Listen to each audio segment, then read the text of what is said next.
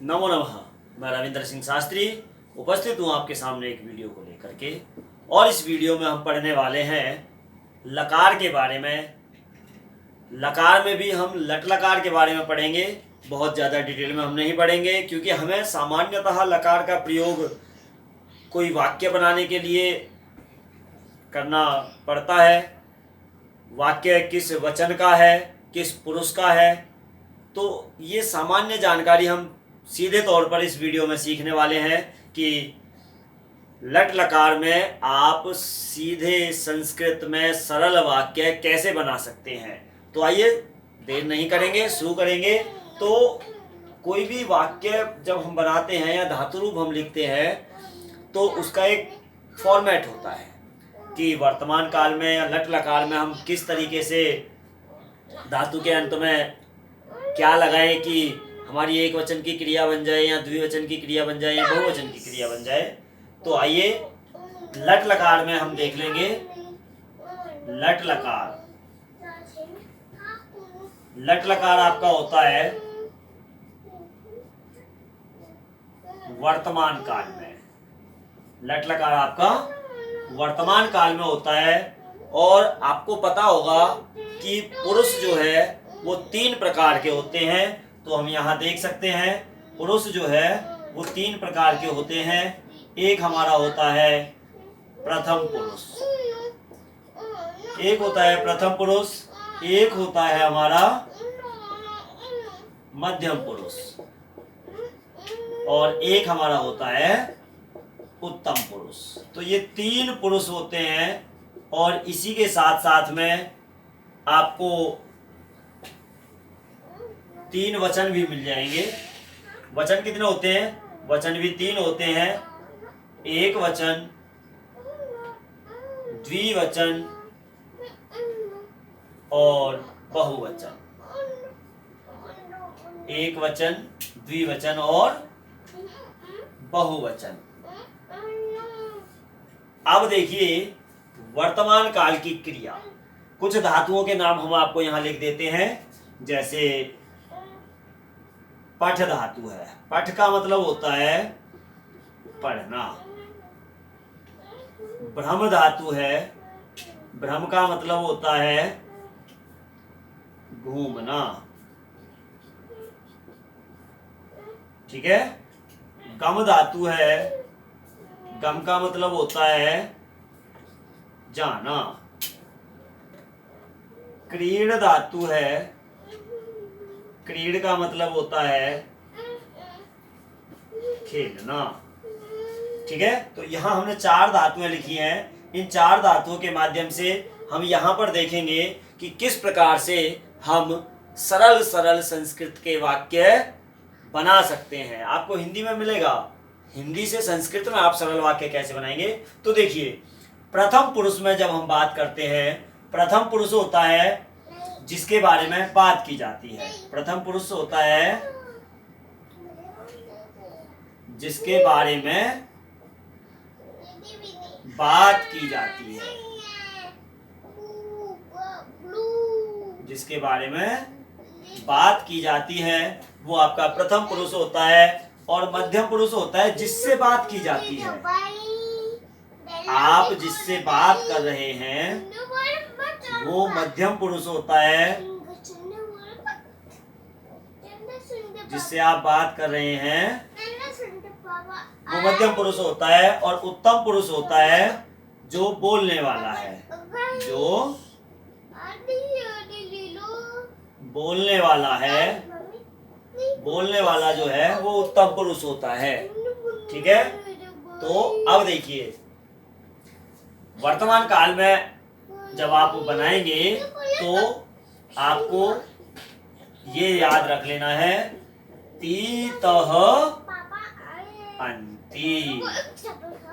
तीतः अंति ये आप प्रथम पुरुष में लिख देंगे तीतः अंति। मध्यम पुरुष में आप लिख देंगे सी थ। मध्यम पुरुष में आप लिख देंगे सी थ। और उत्तम पुरुष में आप लिख देंगे आमी आवह और आमह। मध्यम पुरुष में आप लिख देंगे, सॉरी उत्तम पुरुष में आप लिख देंगे आमी आवह आमह। मध्यम पुरुष में आप लिख देंगे सी थ थ, और प्रथम पुरुष में आप लिख देंगे ती तह अंति। तो अब देखिए, अब ये आप मानिए प्रथम पुरुष का एक वचन आपको बनाना है क्रिया के लिए। जैसे मान लीजिए किसी ने आपको कहा कि वह पढ़ता है, वह पढ़ता है, तो आपको पता चल रहा होगा वह पढ़ता है यानी कि केवल एक वचन की बात हो रही है, पढ़ने वाला एक है। तो अब देखिए पढ़ने के लिए आप देखेंगे यहाँ पर पठ धातु है, पठ धातु है, एक पढ़ रहा है और प्रथम पुरुष है, तो प्रथम पुरुष में पढ़ने के लिए पठ धातु का इस्तेमाल हुआ, तो आप यहाँ पर लिख देंगे पठती। क्या लिख देंगे? पठती। अब देखिए इसके साथ ही आप यहाँ पर एक चीज और लिख देंगे। क्या लिखेंगे? सह। सह का मतलब होता है वह। यहाँ पर आप लिख देंगे तऊ। तऊ का मतलब होता है वह दो। यहाँ पर आप लिख देंगे ते। ते का मतलब होता है वे सब। यहाँ पर आप लिख देंगे तुम, और तुम का मतलब होता है तुम, और यहाँ पर लिख देंगे आप युवाम। युवाम का मतलब होता है तुम दोनों, और यहाँ पर आप लिख देंगे यूयम। यूयम का मतलब होता है तुम सब। ठीक है। उत्तम पुरुष में आप यहाँ पर लिख देंगे अहम। अहम का मतलब होता है मैं। यहाँ पर आप लिख देंगे आवाम। आवाम का मतलब होता है हम दोनों, और यहाँ पर लिख देंगे वयम, और वयम का मतलब होता है हम सब। ठीक है। तो ये आप लिख देंगे। अब देखिए आपको पूछा गया है वह पढ़ता है, तो वह को क्या कहते हैं? वह को कहते हैं सह। वह को कहते हैं सह, और पढ़ने के लिए पठ धातु का इस्तेमाल किया जाता है। तो पठ धातु के पीछे आप ती अगर लगा दोगे तो बन जाएगा पठती। सह पठती, वह पढ़ता है। ये आपका वाक्य बन गया। अब अगर आप कहें कि भैया वह दोनों पढ़ते हैं, वह दोनों पढ़ते हैं, आप कह दें वह दोनों पढ़ते हैं। तो आप यहां देखेंगे वह दोनों, दो की बात की जा रही है, तो तऊ का मतलब होता है वह दो। तो आप यहां पर लिखेंगे तऊ। और पढ़ने के लिए पठ धातु है, पठ धातु है, लेकिन द्विवचन की जो क्रिया का आप लगा रहे हैं वो तह लगा रहे हैं, तो बन जाएगा तऊ पठतः। तऊ पठतः। अगर आप कहें कि भाई वो सारे लोग पढ़ रहे हैं, वो सारे लोग पढ़ रहे हैं, तो अगर आपने कहा वे सब पढ़ते हैं, वे सब पढ़ते हैं, तो वे सब देखिए आप यहाँ क्या कहते हैं? ते। ते का मतलब होता है वे सब। ते। पढ़ने के लिए आप पठ धातु का इस्तेमाल कर रहे हैं और क्रिया के अंत में लग जाएगा अंति, तो बन जाएगा पठंती। ते पठंती। ते पठंती यानी वे सब पढ़ते हैं। तो इस प्रकार से आपके प्रथम पुरुष के वर्तमान काल के जितने भी वाक्य हैं वो आप ती तह अंति और सह तौ ते आदि से बना सकते हैं। सह ये सर्वनाम शब्द है, इसकी जगह पर आपको अगर कोई कह दे, जैसे मैंने यहाँ आपको बताया वह पढ़ता है, अगर वह की जगह आपसे कोई कह दे कि राम पढ़ता है, तो आपको घबराने की जरूरत नहीं है। एक वचन है, राम एक वचन है, तो आप सीधा लिख देंगे इसको रामः पठति। रामः पठति। तो उम्मीद करता हूं कि आपको ये समझ में आ रहा होगा। अगर आपको फिर भी कोई समस्या रहती है तो आप कमेंट बॉक्स में कमेंट करके मुझे बता सकते हैं, फिर मैं वही चीज़ आपको और दूसरे तरीके से समझाने का प्रयास करूंगा। चलिए आगे अब हम जो है मध्यम पुरुष का देखते हैं। अब देखिए, मैंने आपको पठ धातु का बताया। अगर यहाँ पर आप पठ की जगह कहें कि राम घूमता है, राम घूमता है, यहां पर हम लिख देते हैं। अगर आप पठ धातु के अलावा अगर कोई कर रहे हैं तो मान लीजिए आप भ्रम धातु कर रहे हैं और आपको पूछ लिया किसी ने राम घूमता है, तो देखिए राम एक वचन है तो रामः हो जाएगा, और घूमने के लिए आप भ्रम धातु का इस्तेमाल करते हैं। भ्रम धातु का प्रयोग आपने किया और साथ में अंत में क्या लगाया, एक वचन की क्रिया ती लगा दिया, तो स रामः भ्रमति, राम घूमता है। इस प्रकार से आप वाक्य बना सकते हैं। चलिए वीडियो लंबा ना हो इसलिए हम जल्दी से करते हैं और मध्यम पुरुष पे आ जाते हैं और मध्यम पुरुष के वाक्य बनाने का प्रयास करते हैं। तो ये तो आपने वर्तमान काल लट लकार प्रथम पुरुष के कुछ उदाहरण देखे। अब हम मध्यम पुरुष पे आ जाते हैं। अब देखिए मध्यम पुरुष में आप देख रहे हैं कि क्या होता है। मध्यम पुरुष यानी कि तुम, जिससे हम बात कर रहे हैं। जैसे क्लास में दो बच्चे बात कर रहे हैं कि एक बच्चा दूसरे बच्चे से कह रहा है मैं 7वीं कक्षा में पढ़ता हूं, मैं 7वीं कक्षा में पढ़ता हूं, और दूसरे से कह रहा है कि तुम संस्कृत पढ़ते हो।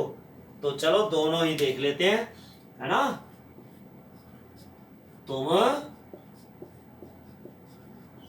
संस्कृत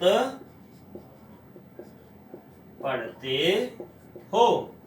अब देखिए तुम क्या, तुम किसको कहते हैं, तुम का मतलब त्वम संस्कृत, तो संस्कृतम, तुम संस्कृतम पठसि। देखिए पढ़ते हो पठ धातु है, पठ धातु में मध्यम पुरुष की क्रिया लग जाएगी सी, तो पठसि हो गया त्वम संस्कृतम पठसि, तुम संस्कृत पढ़ते हो। ठीक है। अब देखिए मान लीजिए आप किसी को कह रहे हैं कि तुम कहां जा रहे हो, तुम कहां जा रहे हो, तुम कहां जा रहे हो, तुम कहां जा रहे हो।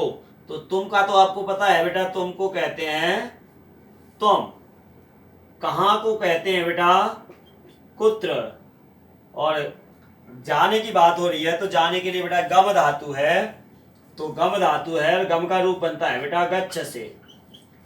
मध्यम पुरुष एक वचन की बात हो रही है तो हो गया गच्छसि, त्वम कुत्र गच्छसि, त्वम कुत्र गच्छसि।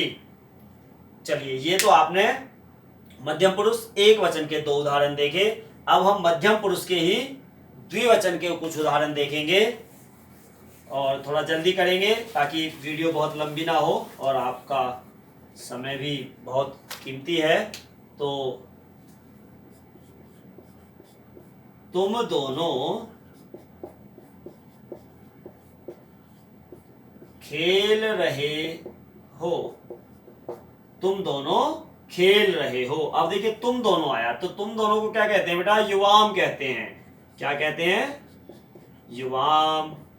युवाम खेलने के लिए क्रीड धातु का इस्तेमाल किया जाता है। अब देखिए खेलने वाले एक है दो हैं, दो हैं तो दो यहां पे है तो था हो जाएगा, तो युवाम क्रीडथः, युवाम क्रीडथः। ठीक है। तुम दोनों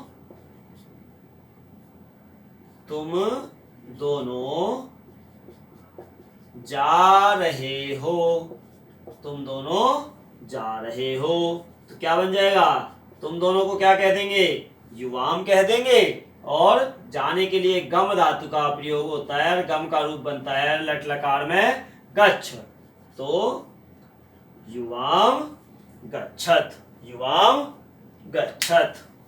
ठीक है, चलिए अब इसके ही बहुवचन का हम उदाहरण देखेंगे। बहुवचन का इसका उदाहरण देख लेते हैं।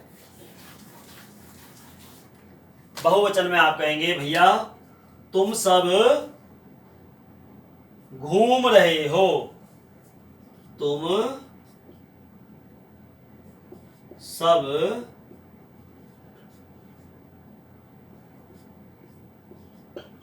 घूम रहे हो। तो तुम सब घूम रहे हो भैया, तो यूयम क्या है, यूयम घूमने के लिए ब्रह्म धातु का प्रयोग किया जाता है। ठीक है, ब्रह्म धातु का प्रयोग किया जाता है। और तुम सब घूम रहे हो, तो यहाँ पर आप देखेंगे थ लगा हुआ है, तो आप यहाँ थ लगाएंगे और यूयम भ्रमत, केवल इतना आप इसको बना सकते हैं। तुम सब घूम रहे हो और यूयम भ्रमत, आप तुम सब घूम रहे हो, इतना आसानी के साथ इसको आप बना सकते हैं। देखिए 1 2 3 4 5 वर्ड हिंदी के हैं, 5 शब्द हिंदी के हैं, लेकिन संस्कृत में आपको केवल 2 शब्द लिखने हैं और आपका वाक्य पूरा बन जाएगा। चलिए अब देखिए तुम सब पढ़ रहे हो, क्लास में आप मान लीजिए सब बच्चे पढ़ रहे हैं, तो तुम सब पढ़ रहे हो, तुम सब पढ़ रहे हो, तो क्या हो जाएगा बेटा, हो जाएगा यूयम पठतः, यूयम पठत, यूयम पठत, तुम सब पढ़ रहे हो। तो ये आपने मध्यम पुरुष, पहले एक वचन, द्विवचन और बहुवचन के उदाहरण देके अब हम आते हैं लट लकार उत्तम पुरुष पे। तो उत्तम पुरुष का उदाहरण आप देखेंगे। चलिए उत्तम पुरुष में आप आ जाइए। उत्तम पुरुष का मतलब होता है जो वक्ता होता है, जो बोलने वाला होता है, अपने बारे में जो बात करता है। यानी कि मैं अपने बारे में कहूं, मैं पढ़ता हूं, मैं पढ़ता हूं, मैं पढ़ता हूं, मैं पढ़ता हूं, तो मैं को कहते बेटा अहम। अहम पढ़ने के लिए आ गई पठ धातु, और पठ धातु में आप आमी लगा देंगे तो बन जाएगा अहम पठामी, मैं पढ़ता हूं, मैं पढ़ता हूं। ठीक है, मैं जाता हूं, मैं जाता हूं, मैं जाता हूं, तो अहम गच्छामि, अहम गच्छामि, मैं जाता हूं। ये आपने 2 उदाहरण एक वचन उत्तम पुरुष के देखे। अब द्विवचन उत्तम पुरुष का उदाहरण देखते हैं। हम दोनों खेलते हैं, हम दोनों खेलते हैं, हम दोनों खेलते हैं, तो हम दोनों में आवाम क्या आ जाएगा, आवाम क्रीड धातु आ गई खेलने के लिए, और आवह लग जाएगा तो बन जाएगा क्रीडावह, आवाम क्रीडावह। हम दोनों खेलते हैं, हम दोनों जाते हैं, हम दोनों जाते हैं, तो हम दोनों जाते हैं, तो क्या हो जाएगा, आवाम गच्छावह, आवाम गच्छावह। ये आपने ये देखिए, ये एक वचन है उत्तम पुरुष का, एक वचन लट लकार यानी वर्तमान काल। उत्तम पुरुष द्विवचन लट लकार यानी वर्तमान काल। अब उत्तम पुरुष बहुवचन वर्तमान काल का उदाहरण हम यहाँ देख लेते हैं। चलिए आ जाते हैं। अब देखिए उत्तम पुरुष में बहुवचन में क्या आता है, हम सब की बात होती है, हम सब, हम सब पढ़ रहे हैं, हम सब पढ़ रहे हैं, तो हम सब को बेटा हम कह देते हैं वयम, वयम पढ़ रहे हैं, तो पठ धातु होगी और आमह लग जाएगा तो बन जाएगा पठामः, वयं पठामः, वयं गायामः, वयं गच्छामः, वयं क्रीडामः, वयं लिखामः, वयं धावामः, वयं गायामः, है। तो इस तरीके से आप दूसरा उदाहरण देखेंगे, हम खेल रहे हैं, हम सब खेल रहे हैं, हम सब खेल रहे हैं। तो हम सबको बेटा आप कह देंगे वयम, और खेलने को आप कह देंगे क्रीड, और उत्तम पुरुष बहुवचन की क्रिया में आमह लगा देंगे तो बन जाएगा क्रीडामः, वयम क्रीडामः। तो इस तरीके से आप सामान्य वाक्य हिंदी से संस्कृत में बना सकते हैं। केवल आपको ये यहाँ से यहाँ तक का फॉर्मेट याद करना है। तो आपको याद करना है तीतः अन्ति, सीथः थ, आमी आवह आमह। तो अब देखिए इसका प्रयोग जो है, ती का प्रयोग किसके साथ होगा? स के साथ होगा।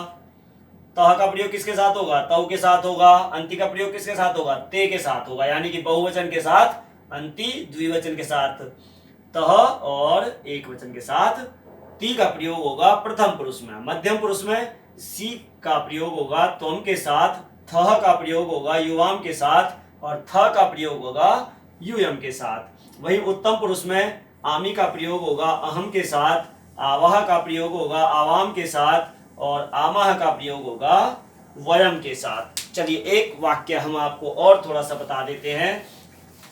आपको अभी तो हमने केवल इसमें कर्ता और क्रिया देखा, अभी तक हमने केवल कर्ता और क्रिया देखा। देखिए राम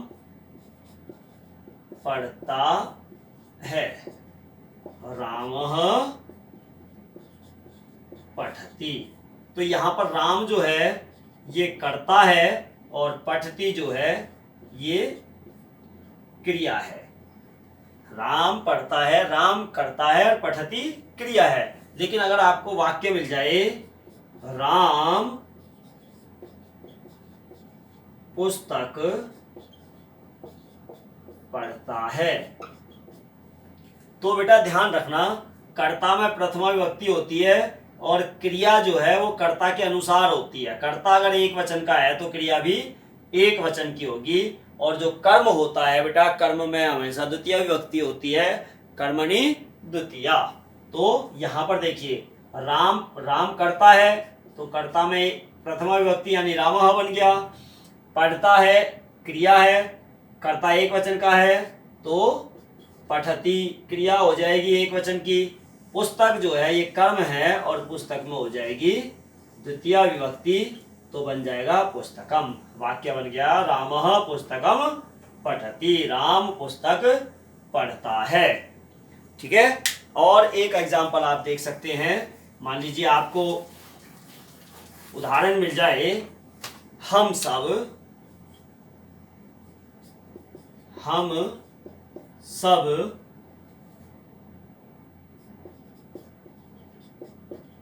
विद्यालय